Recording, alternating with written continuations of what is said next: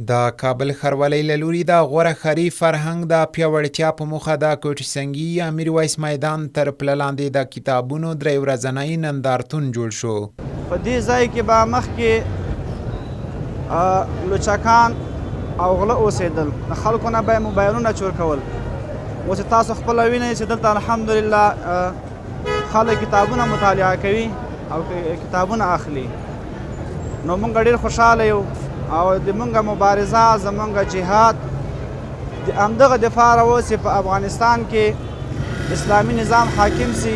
ما روزای جمعه بر رخصتی و به چکر می‌آمدیم.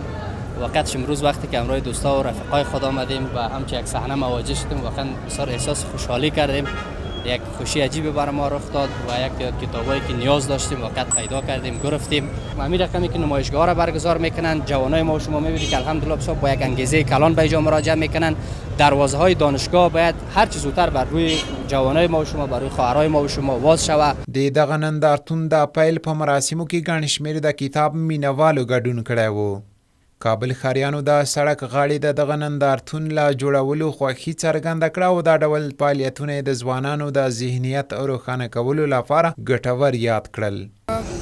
ځوان راځي یو اړوند موضوع کتاب ګرځي په کتابونو باندې د کورس ځان ترلاسه کوي او بل علاقه زیاتېږي تر څو یو کس که یو کتاب اخلي داسې عام غونډې تشویق کېږي یو کتاب خوښه باندې اخیستی سي.